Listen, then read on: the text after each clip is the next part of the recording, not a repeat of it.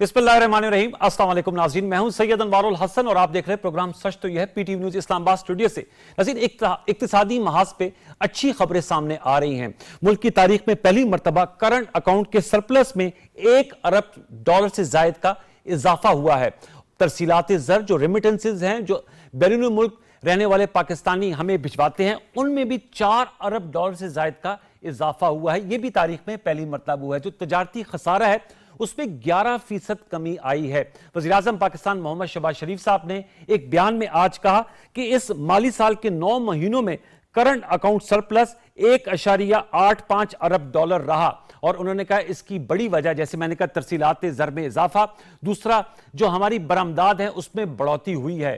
Prime minister साहब ने इस अज़म का अयादा किया कि ये जो तरक्की का सफर है इसको तसलसल से जारी रखा जाएगा। फिर हमने ये भी देखा कि जो आलमी क्रेडिट रेटिंग एजेंसी है फिच, उसने पाकिस्तान की क्रेडिट रेटिंग को C+ से -B में वो ले गई है। इसके अलावा ब्लूमबर्ग की जानिब से भी यही पेशनगोई की जा रही है। IT बरामदात के हवाले से भी प्राइम मिनिस्टर साहब ने आज ये बयान दिया कि इसमें भी अरबों डॉलर जो है वो हम बरामदात करेंगे और इसके स्कोप को भी वाइडन किया जाएगा। तो जैसे मैंने प्रोग्राम के इब्तिदा में कहा कि जो इकोनॉमिक स्पेक्ट्रम पे तो बड़ी अच्छी खबरें आ रही हैं, इसको कैसे कनेक्ट किया जाएगा एक आम आदमी से, अगरचे हाल ही में बिजली के निर्खों में भी कमी लाई गई है, एक तो इस हवाले से हम जरूर गुफ्तगू करेंगे। मुल्क की सियासत की बात करें तो आज पाकिस्तान पीपल्स पार्टी ने हैदराबाद में एक बड़ा जलसा किया जिससे chairman Peoples Party Bilawal Bhutto Zardari साहब ने खिताब किया और उन्होंने इस मौके पर कहा कि जो उमरकोट में कल पाकिस्तान पीपल्स पार्टी को कामयाबी मिली है वो अवाम का पार्टी पर एतबार है। उन्होंने कहा कि सदर आसिफ अली जरदारी ने जो सूबों को हकूक दिए वो पूरे उनको मिलने चाहिए। नहरों के मामले पर उनका कहना था कि पाकिस्तान पीपल्स पार्टी सिंध की अवाम के साथ खड़ी है। तो इस हवाले से हम गुफ्तगू करेंगे। फिर पाकिस्तान तहरीक इंसाफ की अगर हम बात करें तो पाकिस्तान तहरीक इंसाफ के अंदर ही तकसीम दर तकसीम का सिलसिला जारी है। अलबत्ता अली अमीन गंडापुर साहब जो वज़ीर आला खैबर पख्तूनख्वा है, कल उन्होंने लाहौर में गर्मा गर्म खिताब किया। उस खिताब में जहां उन्होंने हुकूमत को हत्फे तनकीद ठहराया, वहां उन्होंने कहा कि जो इमरान खान साहब है बानी चेयरमैन PTA, वो पाकिस्तान की खातिर मुज़ाकरात के लिए तैयार हैं। उन्होंने क्या कहा, आइए आपको सुनाते हैं। पाकिस्तान के लिए मैं मुज़ाकरात करने को तैयार हूं। मैं मुज़ाकरात करने को तैयार हूं। आपके इल्म में है कि सेंटर आजम स्वाति साहब ने भी यही बात की थी। अलबत्ता फिर अडयाला जेल से खबर यह आई और बैरिस्टर गौर खान साहब जो पाकिस्तान तहरीक इंसाफ के चेयरमैन है कि बानी चेयरमैन PTI ने कहा कि उन्होंने किसी को टास्क नहीं दिया कि वो उनके बिहाफ पर जाकर नेगोशिएट करें। अलबत्ता अगर कोई मुज़ाकरात करना चाहता है पाकिस्तान की खातिर तो उसके लिए तैयार हैं। जेल में बानी चेयरमैन PTI से मुलाकातों का मामला, इसमें भी पार्टी आपसी इख्तलाफात का शिकार है। इन पर भी हम गुफ्तगू करेंगे। जो प्रोग्राम के पहले हिस्से में मौजूद मेहमान शख्सियत मेरे साथ शरीक गुफ्तगू हैं, उनका तारुफ आपसे करा देते। हमें ज्वाइन किए जनाब कैसर अहमद शेख साहब ने, वफाकी वजीर हैं बराए सरमायाकारी बोर्ड ऑफ इन्वेस्टमेंट, सर आपका बहुत शुक्रिया। हमें ज्वाइन किया डॉक्टर शर्मिला फारूकी साहबा ने, MNA है पाकिस्तान पीपल्स पार्टी से आपका ताल्लुक है, आपका बहुत शुक्रिया। दौरान गुफ्तगू हमें डॉक्टर फरूख सलीम साहब ने ज्वाइन, बल्कि उन्होंने हमें कर लिया। डॉक्टर फरूख सलीम साहब नोटेड इकोनॉमिक एनालिस्ट हैं, उनको भी फॉर्मल वेलकम करेंगे। कैसर अहमद शेख सर आपसे गुफ्तगू का आगाज करूंगा। बड़े अच्छे इशारे सामने आ रहे हैं और आप तो हमेशा से दाई रहे हैं कि पाकिस्तान की एक्सपोर्ट्स में इजाफा होना चाहिए। आज जो करंट अकाउंट सरप्लस में रिकॉर्ड इजाफा सामने आया है उसमें एक बड़ी वजह बरामदात की बढ़ोतरी है। अब इस चीज को कैसे, इस मोमेंटम को कैसे आगे बढ़ाया जाएगा और एक आम आदमी से इसको कैसे कनेक्ट किया जाता है, ये जो मुआशी खुशखबरी है उनसे? बिस्मिल्लाहिर्रहमानिर्रहीम। सैयद अनवारुल हसन साहब, आपने बड़ा अच्छा टॉपिक क्योंकि बात कर रहे हैं। देखिए, ये बहुत ही अच्छी खबरें हैं। जो मुसलसल मेहनत हो रही थी और पाकिस्तान जो शुरू में हमने देखा 1.25 साल पहले डिफ़ॉल्ट की बातें हो रही थी, अब हर रेटिंग एजेंसी पाकिस्तान की मईशत को पॉजिटिव करार दे रही है। अभी -B फिंच ने विद पॉजिटिव साइन किया है और इसी तरह आप ब्लूमबर्ग का भी आपने जिक्र किया। तो ये तो एक इंडिपेंडेंट इदारे हैं, दुनिया के सबसे रेटेड एजेंसियां हैं रेटिंग की। और ये फिर एक्सपोर्ट हमारा इजाफा हो रहा है। पहली बार ये जो करंट अकाउंट है ये बहुत बड़ी खबर है क्योंकि तकरीबन अभी तक 9 महीने में तकरीबन 2 बिलियन के लगभग हमारा करंट अकाउंट प्लस हो चुका है।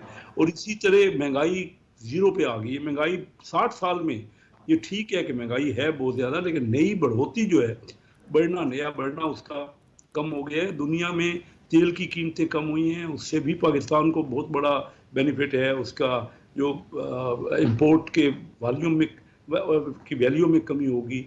और फिर ये आप देख बिजली की प्राइस हमारे एग्रीकल्चर की, इंडस्ट्री की और ट्रेड की मेन दो बड़ी उनकी रिक्वेस्ट थी। एक तो कि पावर का रेट कम हो, और बड़े सब्सटेंशियली ₹7.5 पावर का रेट एवरेज कम हुआ है। और दूसरी था कि ये पॉलिसी रेट कम हो। 22% से हमने देखते देखते 12% हो गया, और फर्दर बड़ी जल्दी आप देखेंगे कि और फर्दर कम होगा। तो ये उसके बाद मैं कहूँगा इन्वेस्टमेंट का मिनिस्टर हूँ, डायरेक्ट फॉरेन इन्वेस्टमेंट हमारे यहाँ आ रही है।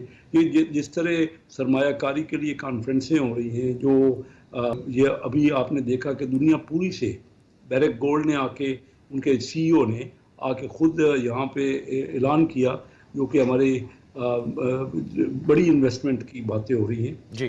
तो ये सारा एक माहौल बता रहा है कि पाकिस्तान के ऊपर। और फिर कल आर्मी चीफ ने जनरल आसिफ मुनीर ने जो डेडिकेटेड बात की है कि 13 लाख फौज है हमारे दुश्मन मुल्क की, वो हमें कुछ नहीं बिगाड़ सकी, ना हमारा कोई बाल बीका कर सके। तो ये चंद 1-2 हज़ार लोग जो है दहशतगर्द, ये क्या कर लेंगे? वो एक बड़ी डिटरमिनेंट बात है, ताकि लोगों को ये हौसला आए कि पाकिस्तान के जो मुखालिफ है उनको सेटबैक। और ये आज जो खान साहब की तरफ से अली अमीन ने बात की है, मैं समझता हूँ यही आपके हर प्रोग्राम में यही मैं कहता रहा कि डायलॉग के बगैर कोई और तरीका नहीं है किसी को भी। क्योंकि मुखालफत अपने इख्तलाफ राय होता है, वो अपनी जगह पे, लेकिन दुनिया में कोई और तरीका निकला हो कभी ईजाद हुआ? वर्ल्ड वार के बाद बैठना पड़ता है, पाकिस्तान इंडिया की जंगें हुई, तो ये अच्छा हम उनको समझाते रहे। ये कहते थे कि हम एस्टेब्लिशमेंट से बात करेंगे। अभी ये इनको अगर इन्होंने कहा है और ये वाकई पॉजिटिव तौर पे डायलॉग पे आके बैठना चाहते हैं, तो मैं समझता हूं इनको वेलकम कर रहे हैं। कैसर साहब कथक माजिद, अब ये नहीं मालूम कि अली अमीन गंडापुर साहब मेरे ख्याल में शायद बैनुल सत्तूर वो एस्टेब्लिशमेंट का ही कह रहे थे। मैं आपके पास दोबारा लौट के आता हूं, आपका नुकात अहम है। डॉक्टर शर्मिला फारूकी साहबा, अगर आप इजाजत दें तो डॉक्टर फरूख साहब से जरा एनालिसिस ले लें, फिर मैं आपसे इस हवाले से तफसीलन जवाब लूंगा और बिलावल भुट्टो जरदारी साहब की आज तकरीर पे भी बात करूंगा। डॉक्टर फरूख साहब अस्सलाम वालेकुम। डॉक्टर साहब, कैसर शेख साहब की गुफ्तगू आपने सुनी। वैसे चूंकि मैं चाहूंगा कि इस पे आप जरूर तबसरा कीजिएगा। जो करंट अकाउंट सरप्लस है वो तारीख में पहली मरतबा $1 अरब से जायद उसमें इजाफा हुआ है। रेमिटेंसेज में भी बहुत बढ़ोतरी आई है और समुद्र पार पाकिस्तानियों ने $4 अरब से जायद जो है वो अब हो गई हैं हमारी तरसीलात। सर इस पे क्या कहेंगे? फिच रेटिंग एजेंसी भी पाकिस्तान की क्रेडिट रेटिंग को बेहतर कर रही है। ओवरऑल आपका क्या तबसरा होगा और कैसे इस मामले को आगे बढ़ाया जा सकता है? जी, सवाल 2 या 3 किए हैं और तीनों बड़े जबरदस्त सवालात हैं। देखिए, मईशत को एक सिक्का जान लीजिए और उसके 2 रुख जी। एक रुख जो है उसका तो जिक्र बहुत सारा हो गया कि जो इन्फ्लेशन रेट है, जो महंगाई की शरह है, वो शायद 25 से 30 साल का अभी शेख साहब ने जिक्र किया कि वो कम तरीन शरह पे है।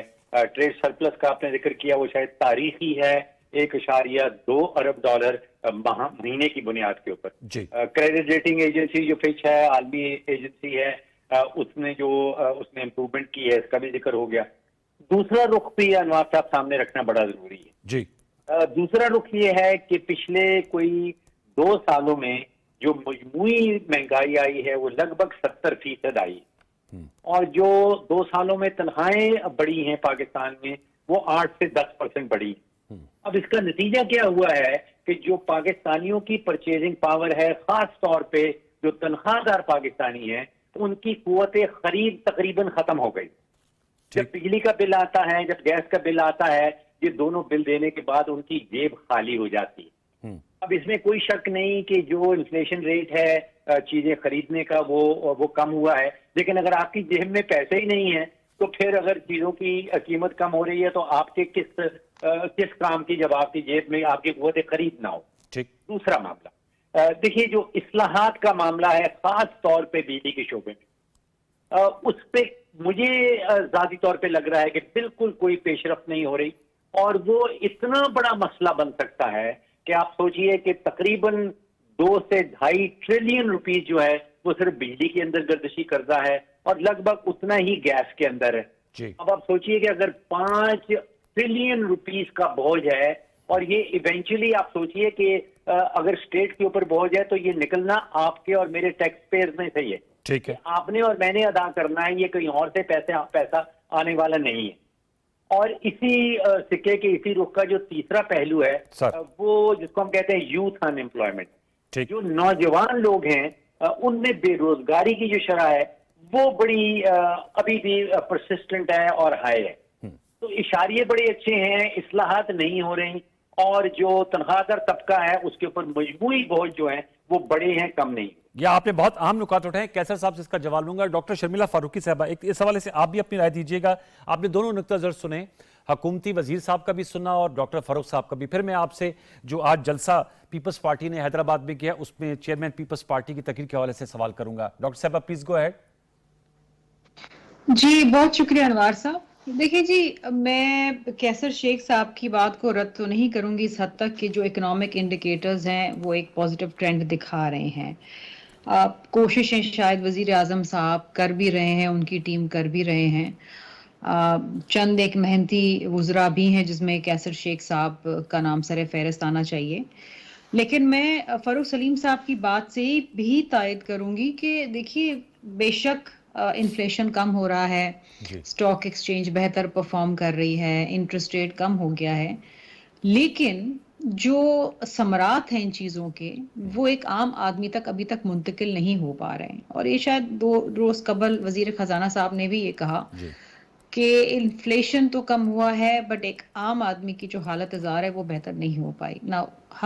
हमारा मकसद मतलब सियासत करने का है अवाम की खिदमत, और जब तक अवाम की हालत में कोई बेहतरी नहीं आती, उनको रिलीफ नहीं मिलता, मेरा ख्याल है सारी एक्सरसाइज इन फ्यूटाइल है। अब वो कब मिलता है, कैसे मिलता है, how do you transfer these benefits to the people of Pakistan, ये तो मेरा ख्याल है कि प्राइम मिनिस्टर साहब की टीम बताएगी।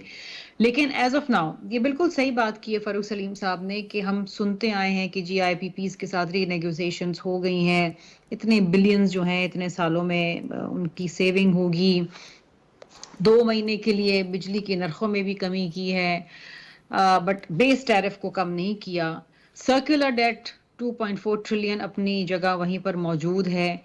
आज ही मैं कहीं पढ़ रही थी कि इलेक्ट्रिक ने कोई आई थिंक न जाने कितने बिलियंस का राइट ऑफ करने के लिए नेपरा से दरख्वास्त की है। डिस्कोस का कोई हाल नहीं है, वही इनएफिशिएंसी, वही करप्शन, वही हर चीज।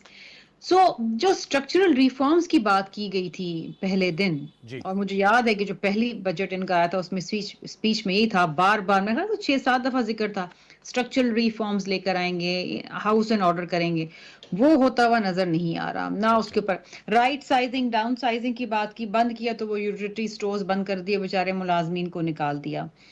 देखिए बहुत सारी ऐसी चीजें हैं, आई डोंट नो शायद ये करना चाहते हों लेकिन IMF की वजह से हाथ बंधे हुए हों, लेकिन FBR मुसलसल अपने जो टारगेट्स है उसको अचीव करने में नाकाम रहे हैं।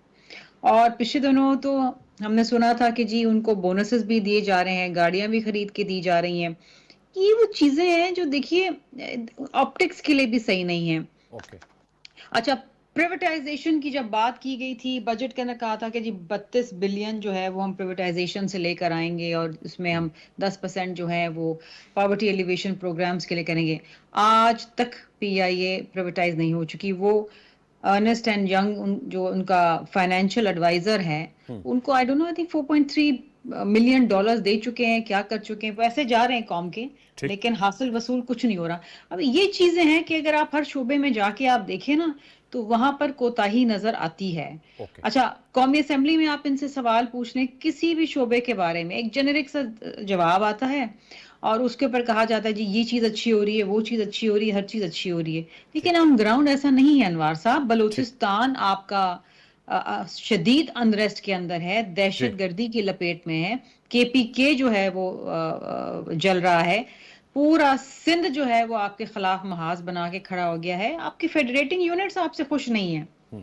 तो किस तरीके से ये हुकूमत चल रही है, किस तरीके से वफाक काम कर रहा है, ये दिस इज बियॉन्ड अस।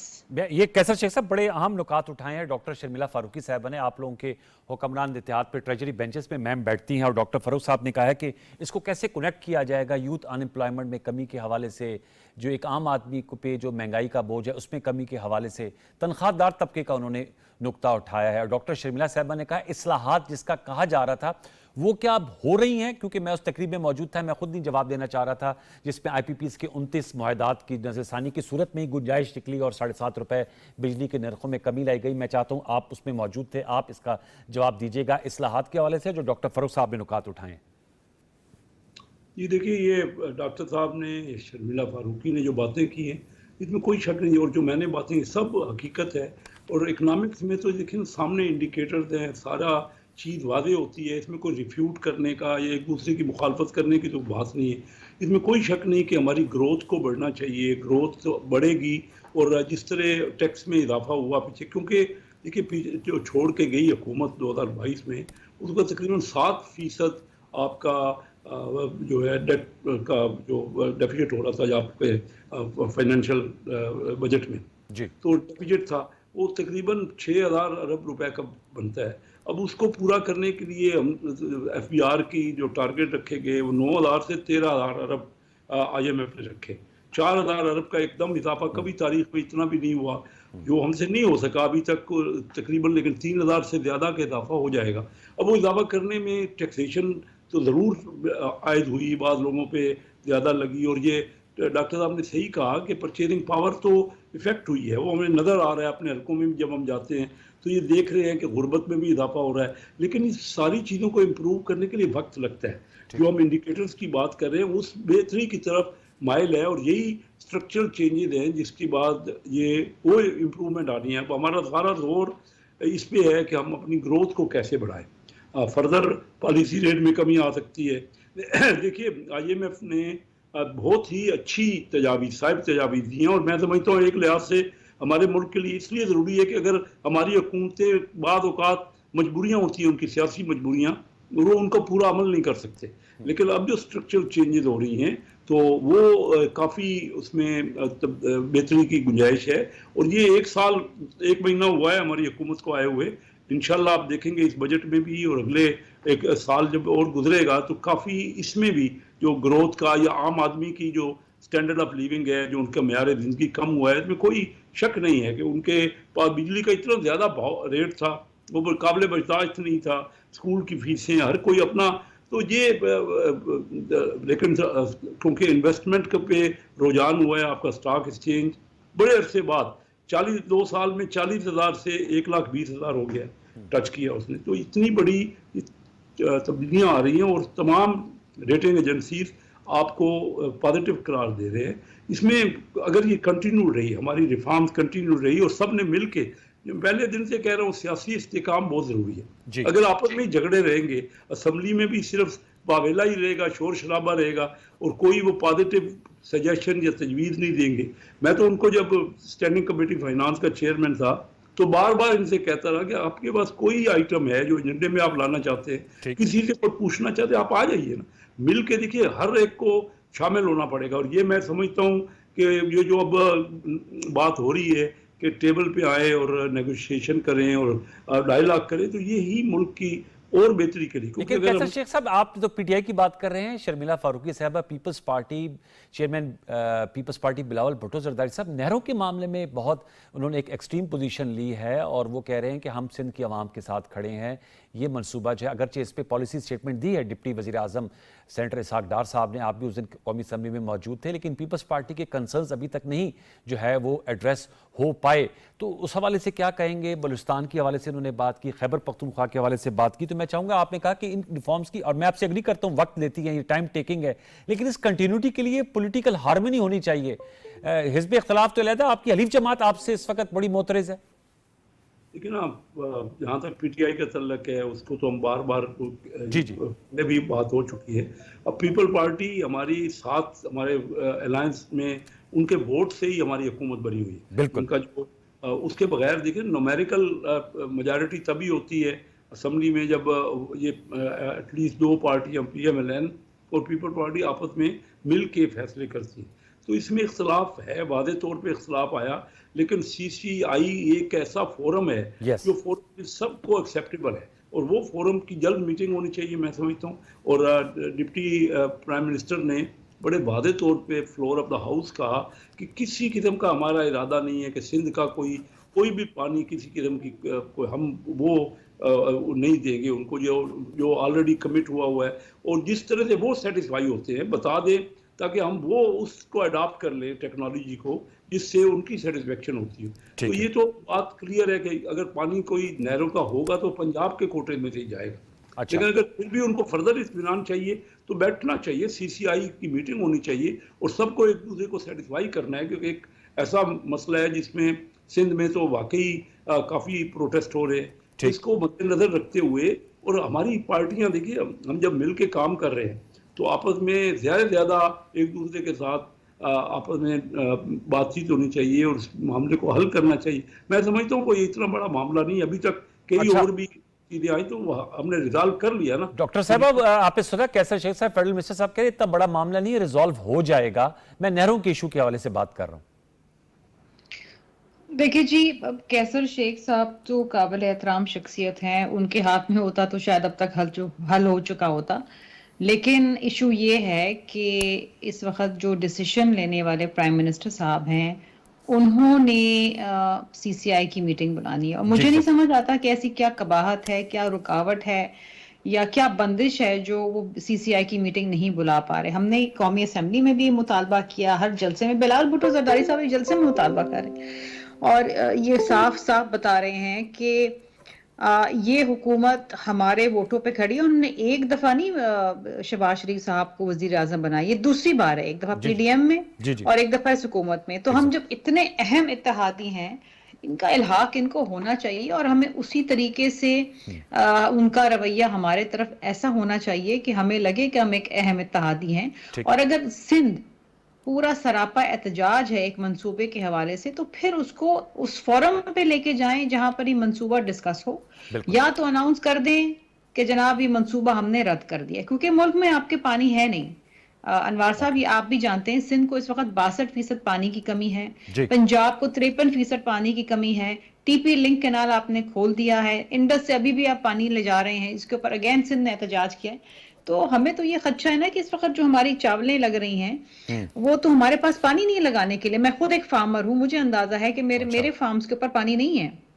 तो अगर मैं काश्त नहीं करूंगी, और मैं वो सिंध से ताल्लुक रखने वाले हम लोग हैं जो फूड बास्केट को कंट्रीब्यूट करता है, चाहे वो शुगर केन हो, चाहे वो व्हीट हो, चाहे वो चावल हो। अब आपको याद होगा कि शदीद एक बड़ा स्कैंडल बना था 2024 में व्हीट इंपोर्ट के हवाले से, किसान बेचारा मारा गया था, गंदम नहीं बेच पाया था। तो उसके बाद तो वैसे ही उसके पास कोई पैसे रहे नहीं आगे की काश्त करने के लिए, और अब अगर आप पानी भी ले जाएंगे तो फिर तो सिंध सूख जाएगा ना। नहीं, very important this is a matter of life and death. जी, it's a very important matter. Doctor Farooq साहब, सर मैं आपसे जानना चाहूंगा, रिफॉर्म्स की हम बात कर रहे हैं, लेकिन सर रिफॉर्म्स के लिए political harmony, political continuity of policies भी बहुत जरूरी है। आप खुद एक पॉलिटिकल इकोनॉमी को बड़ा अच्छा समझते भी हैं, उसके बारे में लिखते भी हैं। क्या कहेंगे सर, ये आपने डॉक्टर शर्मिला साहबा की गुफ्तगू सुनी, अभी आपने अली बिन गंडापुर साहब का शॉर्ट सुनाया, वक्फे के बाद हम अली मोहम्मद खान साहब से गुफ्तगू कर रहे होंगे। कैसे सर इस पॉलिटिकल हार्मनी को रखेंगे तो फिर हम ये इस्लाहात और यूथ की अनएम्प्लॉयमेंट को खत्म करना, तनख्वाहदार तबके में के बोझ पे कमी लाना, उसमें आगे बढ़ सकते हैं ना डॉक्टर साहब? जी अनवार साहब, देखिए 5 बड़े सेक्टर हैं जिसमें इस्लाहात की बात होती है, और उनमें इस्लाहात आनी चाहिए। सर, पहला बिजली का सेक्टर है, कोई 2400 अरब का हुकूमत नुकसान कर चुकी है। गद्दों का सेक्टर है, पास्को कोई 900 अरब नुकसान कर चुका है। स्टील मिल है, उसमें कोई 600 अरब का नुकसान है। सुई सदर्न, सुई नॉर्दर्न, दोनों कंपनी हुकूमत बैंकरप्ट कर चुकी है। पाकिस्तान नेशनल शिपिंग है, वो कोई 150 अरब का नुकसान कर चुकी है। क्या इन 5 सेक्टर्स में कोई कदम उठाया गया है इस्लाहात लाने के लिए? देखिए, ग्रोथ की बात कर रहे थे कैसर साहब, बिल्कुल दुरुस्त कर रहे थे। ग्रोथ उस वक्त तक नहीं आएगी जब तक हुकूमत हुक्मरानी करेगी और बिजनेस छोड़ देगी। वो बिजली का बिजनेस भी कर रही है, वो गंदम का बिजनेस भी कर रही है, वो स्टील का बिजनेस भी कर रही है, वो गैस का बिजनेस भी कर रही है, वो शिपिंग का बिजनेस भी कर रही है। वो हुक्मरानी नहीं कर रही, बाकी हर चीज कर रही है। तो जब तक इस्लाहात नहीं आएंगी, ये ग्रोथ वाला मामला जो है। सर मेरा सवाल ये था, इस्लाहात कैसे सकती है? सियासी इत्तेफाक नहीं ना। पीपल्स पार्टी बड़ी मुतरज़ होती है प्राइवेटाइजेशन की। जब अभी देखिए, अभी डॉक्टर साहब ने यूटिलिटी स्टोर की बात की, स्टील मिल 2015 से बंद है, अभी तक तनख्वाहें दी जा रही हैं उसको, 2025 में हम बैठे हैं सर। मतलब ये हमेशा से उठाया जाता है कि हमें कोई सियासी हारमनी चाहिए और उसके नतीजे में फिर हमें इस्लाहात आएंगी। अब आप देखिए कि अगर बिजली की चोरी हो रही है, अब सबसे ज्यादा चोरी हो रही है पेशावर में, पेशावर इलेक्ट्रिक में 40-45% बिजली चोरी हो रही है। अभी सिंध में वो सेकंड नंबर पे सक्खर आता है, पूरे पाकिस्तान में वहां पे 35-36% बिजली चोरी हो रही है। तो क्या सियासी हारमोनी चाहिए ये बिजली चोरी रोकने के लिए? गंदुम जो है जो पास्को में स्टोर की जाती है, वो कीड़े, वो क्या कहा जाता है कि चूहे खा गए हैं। क्या उन चूहों को रोकना जो है, उसके लिए आपको कोई सियासी हारमोनी चाहिए? क्या वो हुकूमत अपने ओन पे नहीं कर सकती? क्या स्टील मिल को बंद करना या सुई नॉर्दर्न सुई सदन में नुकसान ना करना या पीआईए को प्राइवेटाइज कर देना, उसमें किस किस्म की सियासी हारमोनी चाहिए? सर नुकता ये है कि सर सियासी हारमोनी से मेरी मुराद ये था कि पॉलिटिकल सपोर्ट बड़ी क्रिटिकल होती है ना। हुकूमत, मौजूदा हुकूमत एक कोलिशन गवर्नमेंट है। आप समझते हैं कि आप पीपल्स पार्टी, जैसे आपने डॉक्टर साहबा की गुफ्तगू सुनी, आज chairman Peoples Party Bilawal Bhutto Zardari साहब कहते हैं कि आप हमारे वोटों से वज़ीर आज़म है, जो कि एक फैक्ट है, और अगर आप नहरों के मामले में नहीं हमारी बात को सुनेंगे तो हम अलहदा हो सकते हैं। ये प्राइवेटाइजेशन भी एक बहुत बड़ा एक पॉलिटिकल एक स्टिकिंग इशू है। देखिए 830 अरब का नुकसान पीआईए ने किया, और ये पिछले 25 सालों में पीपल्स पार्टी भी हुकूमत में थी, पीटीआई भी हुकूमत में रही है, और पीएमएलएन भी हुकूमत में रही। जो भी हुकूमत आई है, जिस भी पार्टी की आई है, वो नुकसान खत्म करने में कामयाब नहीं हुई, नुकसान करती चली गई। सही। लगभग 1 दर्जन वज़ीर आज़म आए हैं, तीनों पार्टी से वज़ीर आज़म आए हैं, तीनों और सारे वज़ीर आज़म जो है तकरीबन 60-70 अरब फी वजीर आजम जो है वो पीआई में नुकसान करती रही। अब अगर वो पीपल्स पार्टी चाहे या ना चाहे, हुकूमत के पास पैसा नहीं है, पीआईए को प्राइवेटाइजेशन तो करने, पीआई की प्राइवेटाइजेशन तो करनी ही होगी। ठीक है। 830 अरब या तो नुकसान करें, और वो नुकसान आप जान लीजिए अनवर साहब के वो आपके और मेरे टैक्स पे के पैसों से निकलना है। ठीक कह रहे हैं, सही कह रहे हैं, और कहीं से नहीं आना। एग्जैक्टली। तो कैसर शेख साहब, सर टुवर्ड्स द एंड बताइएगा, फिर इस मामले को समेटिएगा। आपने डॉक्टर साहबा की भी सारी गुफ्तगू सुनी। फारूक साहब कह रहे हैं कि इन 5 शोबाजात में इस्लाहात करें, इस्लाहात होंगी उसके लिए आपको हतमी पेशरफ करना पड़ेगी सर, वरना मामला जूं के तू रहेंगे। ये इसमें तो कोई शक नहीं है। देखिए ना, देखते देखते हमारे पड़ोसी मुल्क कितने आगे बढ़ गए, और ये रिफॉर्म अगर नहीं करेंगे तो हम अपनी लोगों को वो मेयार जिंदगी तो नहीं दे सकेंगे, और ना ग्रोथ आएगी। ये सबको बैठ के देखना, ये तो आप दुरुस्त कह रहे हैं, जब तक हारमोनी नहीं होगी, और हम कोशिश तो यही हो रही है कि वो मुल्क के बेहतर मफाद में सब उस बात पे बैठे। अगर इख्तलाफ इससे हद तक शदीद रहेगा तो फिर फैसले तो नेशनल असम्बली में होने हैं ना, या सेनेट में होने हैं। तो वहाँ अगर मेजॉरिटी तो एक पार्टी की नहीं है, अक्सरियत किसी भी पार्टी, तो फिर डिसीजन तो तब होने हैं जब मुख्तलिफ पार्टियों का आपस में इत्तफाक होगा। और ये पाकिस्तान में काफ़ी अरसे से हो रहा है। लोग भी देख रहे हैं कि क्या वजूहात हैं जिसकी वजह से ये अभी तक रिफॉर्म्स नहीं हो पा रहे। अगर हम हर वक्त इलेक्शनों में तो यही बात करते हैं ना, लेकिन हर पार्टी का थिंकिंग, उसका पॉइंट ऑफ व्यू अलग अलग है। देखिए 850 अरब रुपए टोटल हमारे एसओईज नुकसान कर रहे हैं साढ़े सालाना, और पता नहीं कितने 6000 अरब का पिछले कुछ अरसे में नुकसान हो चुका है। अब बताइए कि अगर ये नुकसान जारी रहेगा तो फिर किस तरह लोगों को ना तो हम कोई टैक्स, यानी जो परसेंटेज बढ़ा, टैक्स टू जीडीपी बढ़ी है अभी हमारी इस वक्त बढ़ी है, और इस बात से आईएमएफ भी सेटिस्फाई है, लेकिन इसको फर्दर इंप्रूवमेंट की जरूरत है ना। जो इसमें करप्शन जो है उसमें कोई शक नहीं है, उसमें बहुत ड्रास्टिकली हमें कम करना है। अभी मैं क्योंकि बीओआई का हूँ मिनिस्टर, सबसे पहले हम ये कर रहे हैं, मैं ये बिल एक हमारी मिनिस्ट्री ला रही थी, इत्तेफाक से उस दिन असेंबली प्रोरोग हो गई, नहीं तो पहला एजेंडे में यही बिल था, जिससे हम सिंप्लीफिकेशन कर रहे हैं, प्रोसीजर्स को कम कर रहे हैं। ज्यादा परमिशन जो चाहिए हर जगह, 210 इदारे हैं पाकिस्तान में, जो कोई इंडस्ट्री लगनी है या कोई एग्रीकल्चर है या कोई भी इन्वेस्टमेंट होनी है, तो उनको तो सारी, और दुनिया में उन्होंने मॉडिफाई किया है। तो हम भी दुनिया के बड़े बड़े कंसल्टेंट से राब्ता करके ये पेश कर रहे हैं बिल, जिससे ये जो इदारे हैं जो एक दूसरे का जो रेड टेपिज्म है वो कम से कम, ये बहुत जरूरी है किसी भी इन्वेस्टर्स के लिए। सर बिल्कुल, बड़ा आपने अहम नुकात उठाया कि आप ये बिल ला रहे हैं। जी जी जी फारूक साहब, जी कैसर साहब। कुछ KPK में यानी वो भी देख रहे हैं कि आप जिस तरह दहशतगर्द हमले कर रहे हैं, ये आज ही आया कि 5 लाख जो असला के थे जो कि या हथियार थे, तो वो कब्जे में आ गए अफगानिस्तान के। जब जी बिल्कुल, अमरीकी हथियारों की बात कर रहे हैं आप। बिल्कुल सारे दहशतगर्दों के को अगर कुछ भेज दिया गया है तो वो उसको इस्तेमाल कर रहे हैं। तो एक हमारा खित्ता जो है इसमें मामला है। फिर हम सारी दुनिया में रीजनल ट्रेड हो रही है। आपने देखा होगा साउथ ईस्ट एशिया की 70% ट्रेड उनकी आपस में होती है। हमारे यहाँ तो तमाम मुल्कों से हमारे तल्लुकात जो है उन ये कश्मीर की वजह से इंडिया के साथ उन्होंने बड़ी ज्यादती की है कश्मीर में। लेकिन बहरहाल जब मैं करता था, चाइना विजिट करता था, और उस वक्त चाइना और ताइवान जो है ना वो अभी भी दुश्मन है। उस वक्त भी वो आपस में उनका इख्तिलाफ था बहुत ज्यादा। सबसे ज्यादा ट्रेड भी उनकी थी आपस में। बहुत आपने हम नुकात उठाए sir, but we are running short of time sir.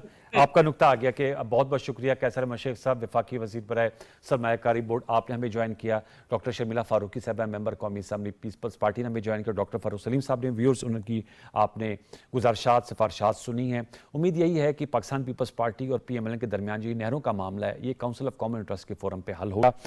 दीगर इस्लाहात की जो बात हुई है, वी होप एंड प्रे कि जहाँ हमें मैक्रो इकनॉमिक इंडिकेटर्स बेहतर लग रहे हैं वहाँ हम रिफॉर्म्स की तरफ भी बढ़ें ताकि इसकी जो ट्रिकल डाउन इफेक्ट है वो सामने। एक छोटा सा वक्फा शामिल करेंगे। वक्फे के बाद अली मोहम्मद खान साहब जो PTI के मरकजी रहनुमा में हमें ज्वाइन करेंगे। उस हवाले से हम उनकी सियासत पे गुफ्तगू कर रहे होंगे। छोटा सा वक्फा और लौट के आते हैं, हमारे साथ रहिए।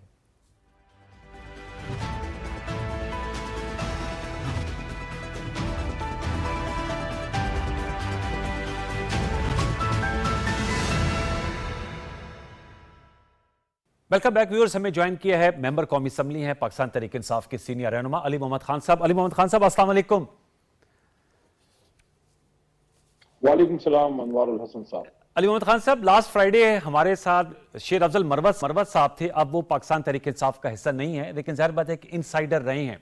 उन्होंने कुछ नुकात उठाए थे और पाकिस्तान तहरीक इंसाफ के रवां हफ्ते में भी जो मामला सामने आ रहे हैं, चूंकि आप पाकिस्तान तहरीक इंसाफ की पॉलिटिकल कमेटी का मेंबर हैं, तो मैं चाहूंगा कि उस हवाले से आप जरूर बात कीजिएगा। उनका कहना था कि पाकिस्तान तहरीक इंसाफ इस वक्त तकसीम दर तकसीम का शिकार है।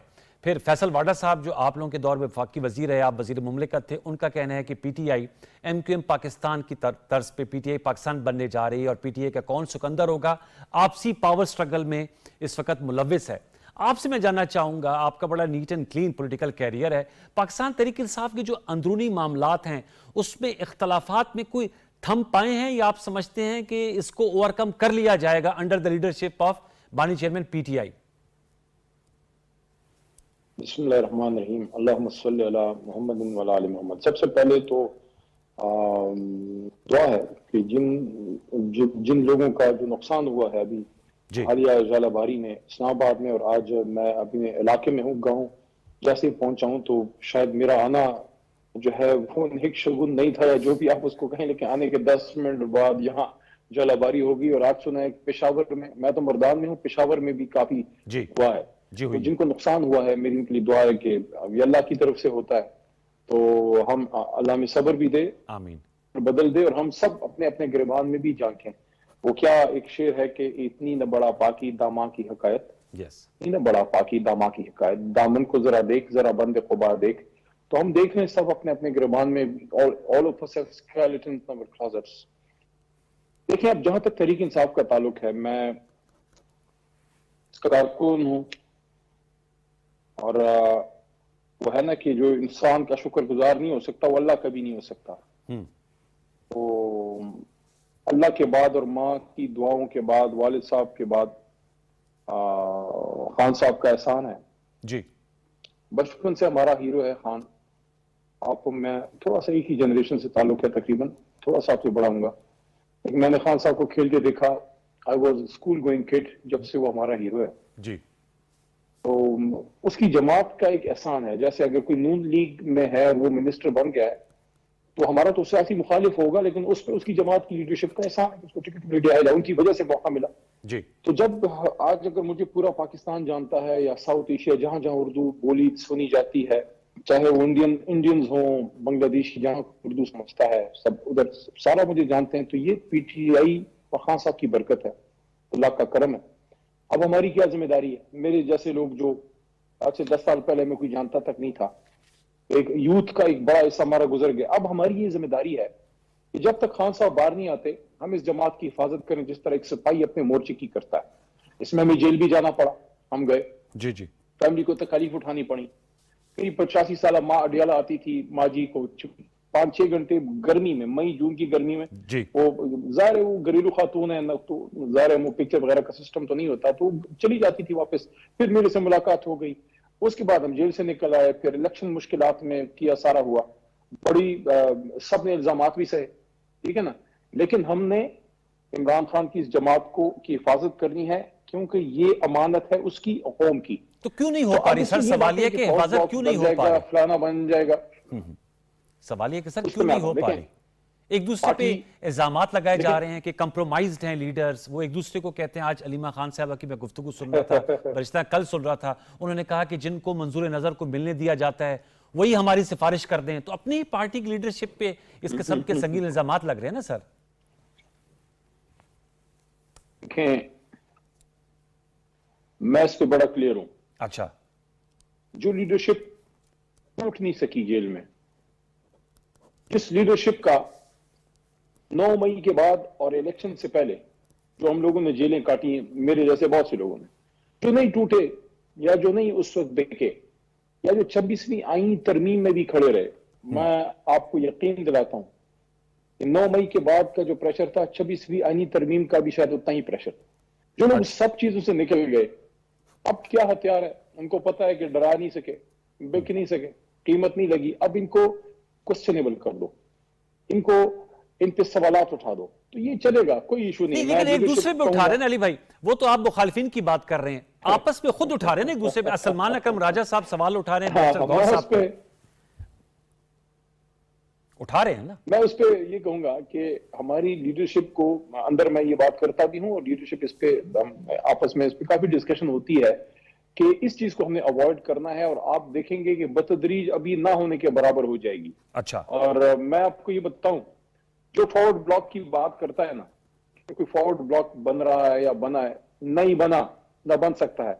बनेगा तो मेरे जैसे कारकुन हथौड़ा देके उस फॉरवर्ड ब्लॉक को चूरा चूरा कर देंगे। किसी के बाप में जरूरत नहीं है कि तरीके इंसाफ में खड़े होकर फॉरवर्ड ब्लॉक बना सके। हाँ, किसी ने सियासी खुदकुशी करनी है, बाकी अल्लाह सबको जिंदगी दे, किसी ने सियासी खुदकुशी करनी है तो आए, आजमा के देख ले, अपने हल्के के अपने घर नहीं जा सकेगा, इतना कारकुन उसके खिलाफ खड़े हो जाएंगे। तो ये ऐसी खाम ख्याली है, there is no forward block, सब मुत्तहिद हैं। हाँ, थोड़ी बहुत बयानबाजी हुई है जिस पे खान साहब ने भी नोटिस लिया है, और मेरे जैसे कारकुन भी ये कहते हैं। देखें, मेरे पास कोई ओहदा नहीं है, ना मैं मांगता हूं। आप कह रहे हैं कि ना कोई फॉरवर्ड ब्लॉक बनेगा भी कहा है, और ना पाकिस्तान तहरीक इंसाफ पाकिस्तान बनेगी, जो फैसल वाडा साहब पेशन गोइयां कर रहे हैं।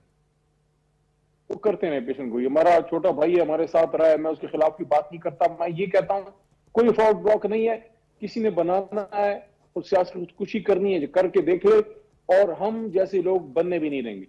अच्छा, धरना दे देंगे, अगर कोई एहतजाज करेंगे, इस तरह कुछ करेगा। ये खान साहब की अमानत है, ये कौम की अमानत है।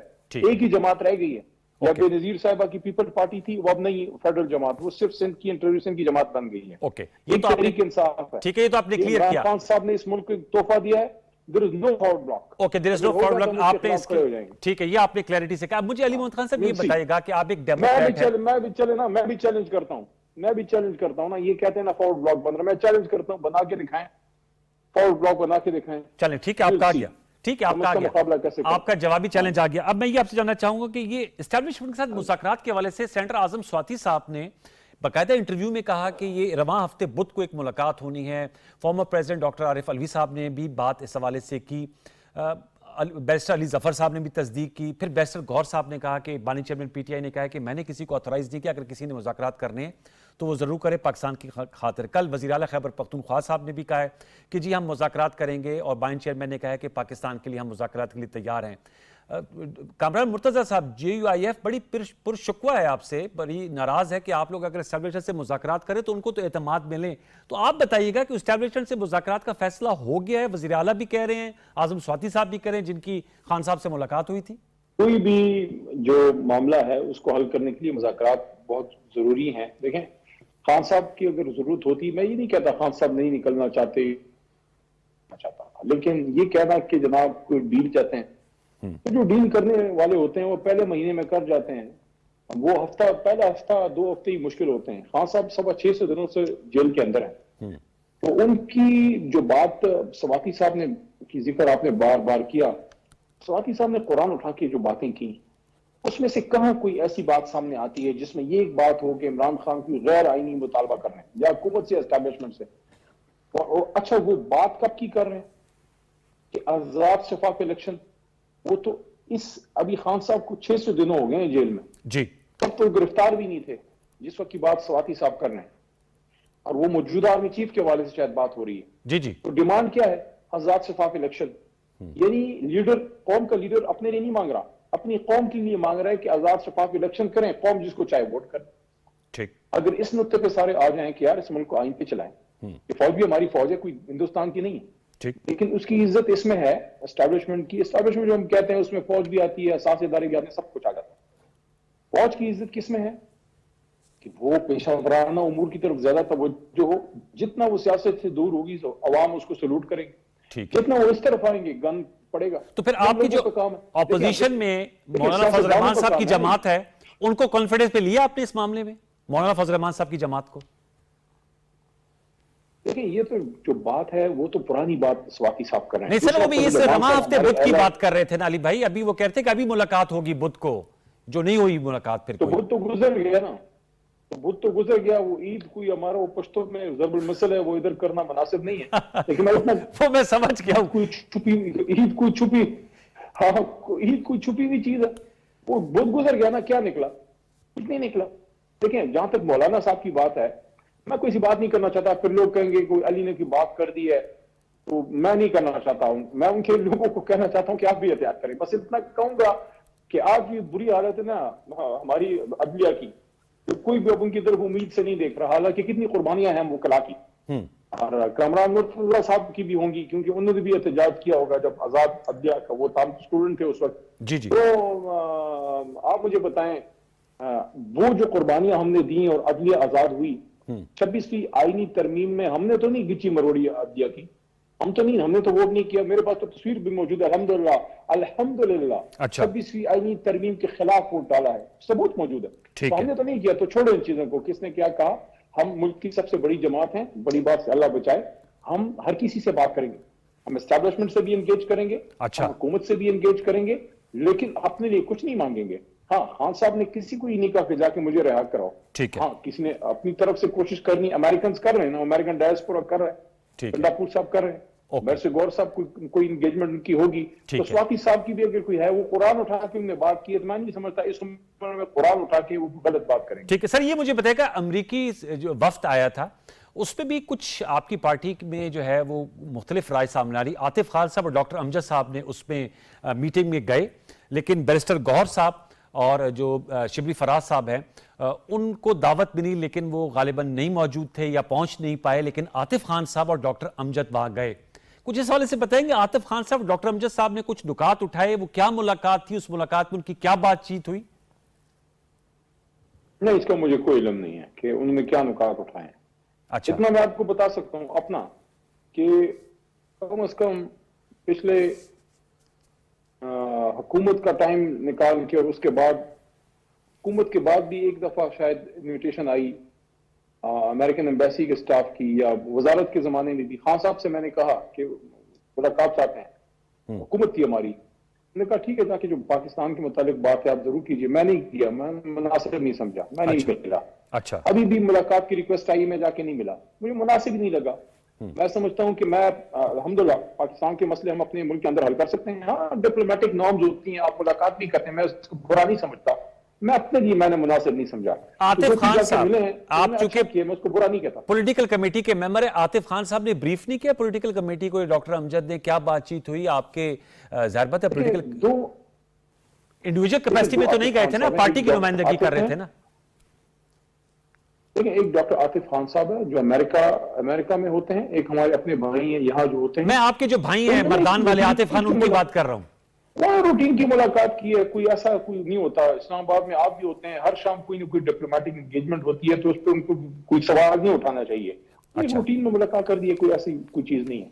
मैं नहीं समझता कि उन्होंने गलत काम किया है या मुतनाज़ काम किया। लास्ट में फिर आपको अब मतलब अमेरिका से जो, आपको मैं नहीं कह रहा, जाती तौर पे नहीं कह रहा, लेकिन आपका जो स्पेशली डायस्पोरा बाहर है, उनको जो उम्मीदें वाबस्ता थी वो अब दम तोड़ गई हैं प्रेसिडेंट डोनाल्ड ट्रंप की एडमिनिस्ट्रेशन आने के बाद?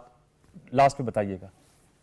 ना मुझे उनका नहीं पता, मैं अपनी एक बात कर सकता हूँ, ना पहले उनसे कोई उम्मीद थी ना अब उम्मीद है। मुझे ये पता है, मेरा दिल ये कहता है कि इमरान खान साहब को कश्मीर फलस्तीन पे खड़े होने की आवाज और सजा दी गई है, खासकर पाकिस्तान की सॉवरेनिटी पे, जब उसने कहा कि मैं आई नॉट गिव, मैं एब्सोल्युटली नॉट, मैं कोई डिसीजन नहीं दूंगा। तो जिस इस्लामी दुनिया में देख लें, जो खड़ा होता है अपनी उम्मत मुस्लिमा के लिए, उसकी हालत क्या होती है? या फांसी चढ़ा दिया जाता है, जेल में डाल दिया जाता है। भुट्टो को देख लें, शाह फैसल को देख लें, कबाती को देख लें, शाह हुसैन, सारा जितनी भी कोई पीटीआई की तरफ से, तो खान साहब के साथ भी ये हुआ है। ओके, तो पीटीआई की तरफ से जो अमेरिका में लॉबिंग की गई वो अब खत्म जरूर चाहते हैं सर? पीटीआई की तरफ से जो अमेरिका में लॉबिंग फर्म हायर की गई वो खत्म? कोशिश करते हैं।